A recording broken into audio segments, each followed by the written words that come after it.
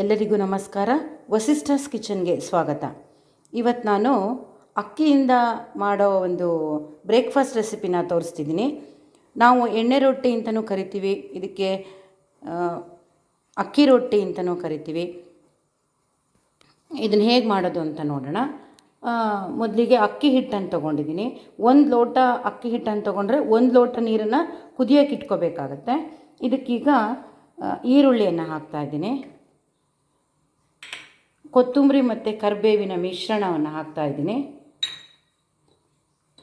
ರುಚಿಗೆ ತಕ್ಕಷ್ಟು ಉಪ್ಪನ್ನು ಹಾಕ್ತಾಯಿದ್ದೀನಿ, ಅರಿಶಿನ ಪುಡಿಯನ್ನು ಹಾಕ್ತಾಯಿದ್ದೀನಿ,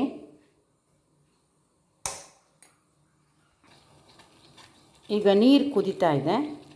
ಈ ಕುದೀತಿರೋ ನೀರನ್ನು ಈ ನಾನು ಮಾಡಿಟ್ಕೊಂಡಿರೋ ಮಿಶ್ರಣಕ್ಕೆ ಹಾಕಬೇಕಾಗತ್ತೆ. ಹೀಗೆ ಕಲಿಸ್ಕೋಬೇಕಾಗತ್ತೆ.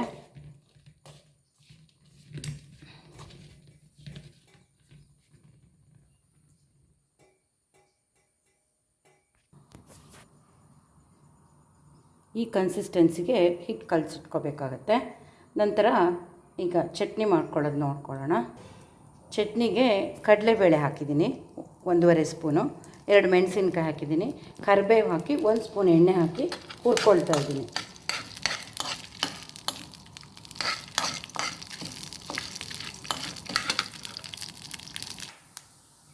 ಕಡಲೆಬೇಳೆ ಕೆಂಪಗಾಗಿದೆ. 2 ಎಸಳು ಬೆಳ್ಳುಳ್ಳಿ ಹಾಕ್ಕೊಂಡಿದ್ದೀನಿ, ಸ್ವಲ್ಪ ಕಾಯಿ ಹಾಕಿ ರುಚಿಗೆ ತಕ್ಕಷ್ಟು ಉಪ್ಪನ್ನು ಹಾಕಿ ಸ್ವಲ್ಪ ಹುಣಸೆ ಹಣ್ಣನ್ನು ಹಾಕ್ತಿದ್ದೀನಿ, ಸ್ವಲ್ಪ ನೀರು ಹಾಕಿ ರುಬ್ಕೋಬೇಕಾಗತ್ತೆ. ಚಟ್ನಿ ರೆಡಿಯಾಗಿದೆ. ಇದನ್ನೊಂದು ಸರ್ವಿಂಗ್ ಬೌಲಿಗೆ ಹಾಕ್ಕೊಳ್ಳೋಣ. ಈಗ ರೊಟ್ಟಿ ಮಾಡ್ಕೊಳ್ಳೋಣ. ರೊಟ್ಟಿ ಹಂಚು ಕಾದಿದೆ. ಈಗ ರೊಟ್ಟಿ ರೆಡಿಯಾಗಿದೆ. ಇದನ್ನು ಕಾವಲಿ ಮೇಲೆ ಹಾಕ್ಕೋಬೇಕಾಗತ್ತೆ.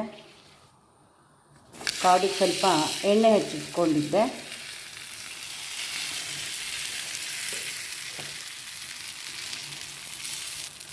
ಸ್ವಲ್ಪ ಎಣ್ಣೆ ಹಾಕ್ತಿದ್ದೀನಿ.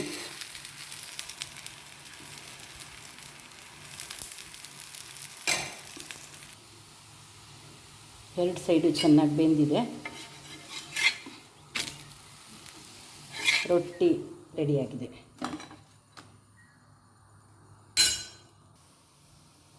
ತುಂಬ ಚೆನ್ನಾಗಿರುತ್ತೆ. ರೊಟ್ಟಿ ಮಾಡ್ಕೊಳ್ಳಿ. ಬೆಳಗಿನ ಉಪಹಾರಕ್ಕೆ ರೊಟ್ಟಿ ರೆಡಿಯಾಗಿದೆ. ವಿಡಿಯೋಸ್ ನೋಡಿ ಸಬ್ಸ್ಕ್ರೈಬ್ ಮಾಡಿ.